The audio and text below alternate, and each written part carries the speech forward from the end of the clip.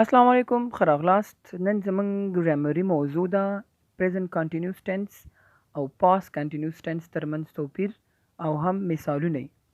present continuous tense هغه عمل دی چې په دې جاري وخت کې ترسره کیږي. لکه اوس زه لګیم خبرې کوم یا کوم کار کوم په همدې وخت کې، نو دا present continuous tense یعنی حال جاري کې راځي. او past continuous tense چې هغه په تیر وخت کې جاري وي. لکه مونږ پرون یو کار کړی او هغه وخت کې هغه مونږ کولو، نو مونږ چې ویو چې پلان کې کار ما کولو، نو هغه وخت کې جریان کې وو.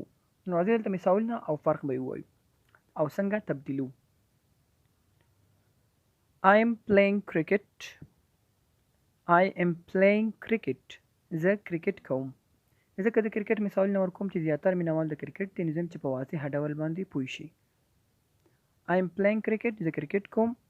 اوس چې دا مونږ past continuous tense تاړو، I was playing cricket. I was playing cricket. ما کرکټ کولو. دا کرکټ کولو چې دی دا په تیر وخت کې جاری کیو، کار روانو. اوس چې دا مونږ تبدیلو دا ام، نو دا مونږ was ته اړو. صحیح ده، دلته ګوره مونږ was کړی دا سور خط باندې، ام هم صرف was ته واړو، نور هماغه شی جمله ده، دومره فرق نه کیږي، صرف to be کې فرق راځي، یعنی is mr کې فرق کیږي، هغه مونږ past ته اړو. او چې یو مفرد نوم سره کې نو سره هم جوړیږي. علي is playing cricket. علي کرکټ کوي یا علي کرکټ کوي، یعنی اوس روان دی په دې وخت کې دا کار کیږي. چې دا کله موږ پاس تاړو چې هغه کرکټ کولو، څنګه به علي was playing cricket. علي کرکټ کولو. was هم لګو دلته is سره was. او چې کله مفرد راشي یعنی جمع راشي، وخی جمع نوم نه راشي، نو څنګه به علي and وجي are playing cricket. علي او وجي کرکټ کوي، یعنی په روان وخت کې دی. Ali and Waji were playing cricket. Ali او وجي کرکټ کولو. Ali and Waji were playing cricket. Ali او وجي کرکټ کولو. نو دا مونږه د کې وکړو چې M او S سره چې دی was لګيږي او R چې دی ورته تبدیلیږي. نو راځي په دې هم لګا رڼای واچو چې to be څخه تبدیلیږي. to be اصل کې to be چې دی is MR دی. صحیح ده، is mr دی. نو چې کله موږ دا past ته اړو یعنی تیر شوي ته to be اړو، ځکه چې ټولې جمله په همدې to be باندې جوړیږي. نو is او am چې دی دا به was ته اړو. صحیح شو، was لکه موږ څنګه چې مثال کې ویلي. او r چې دی r یعنی دوه نومونه یا دوه څخه زیات نومونه، هغې ته موږ r لګو. نه چې کله موږ past ته اړو نو war به لګو. صحیح ده، نو دا شو to be تبدیلول. چې کله به دا منفي ته جوړوي نو د is چې دی is not دی یا isn't، دواړه یو شی دی، isn't یا is not. د m چې دی am not دی، د r چې دی are not دی یا aren't دی. صحیح ده، دا یو شی ویل کېږي are not یا aren't. دا و د is not او am not او are not یا aren't.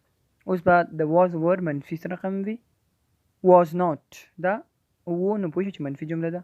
wasn't دا لږ ښه طریقې سره پروفیشنل طریقې سره راځي. wasn't was not هم صحیح دی یا wasn't چې هر یو تاسو وایي. were not یا weren't. weren't لږ بیا پروفیشنل طریقې سره لنډ ویل کېږي. نو were not او weren't هر یو چې تاسو کاروئ دا ښه دی، صحیح دی، غلط نه دی یو. اوس به د was not او were not سره یو څو جملې به تاسو تر څو پوه شئ. I was not playing cricket. I was not playing cricket یعنی ما کرکټ نه کولو. He was not reading book. He was not reading book هغه کتاب نه لوستلو.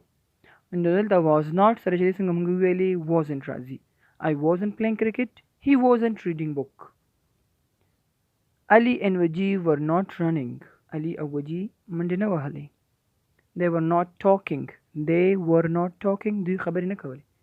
نو د were not چې دی weren't هم راځي، ویلی شو چې weren't. صحیح شو. نو اوس نور مثالونه به وایو.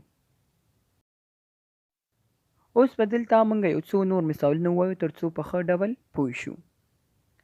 He is talking. He is talking هغه خبرې کوي. هغه اوس په همدې وخت کې لګیا دی خبرې کوي، لکه زه چې څنګه لګیم اوس دې وخت کې خبرې کوم. نو دا چې موږ اړو he was talking. He was talking هغه خبرې کولې.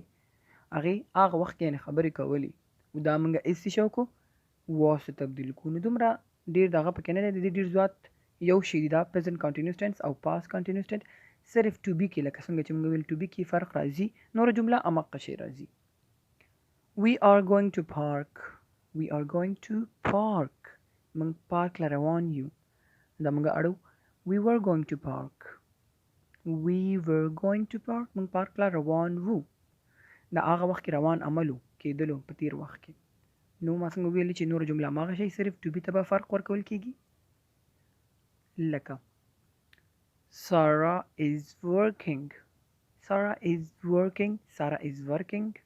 Sarah کار کوي او لګي د پام دی وخت کار کوي Sarah was working دلته was راغی یعنی د پتیر وخت کې کار کولو صحیح ده نو is چې دی was ته ور چې دی یعنی د r چې دی ورته تبدیل شوی دی او m پکې موږ نه ذکر کړل دلته تاسو پوهیږئ چې m هم was ته راځي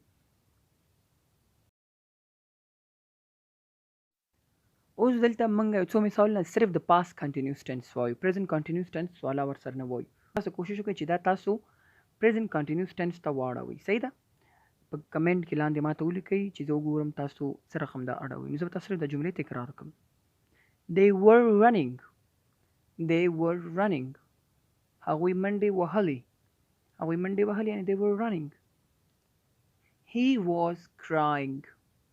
was crying هغه ژړل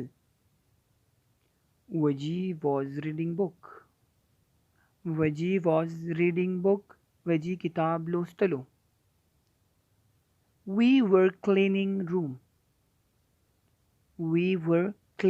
room موږ کوټه پاکوله نو دا was were دا تاسو اوس کوشش وکړئ چې present continuous tense ته واړه سره هم چې ما ویل صرف to be کې فرق راځي دا سور چې کوم ما لیکلې نور جمله مقش راځي صرف د دې تبدیلول غواړي صحیح ده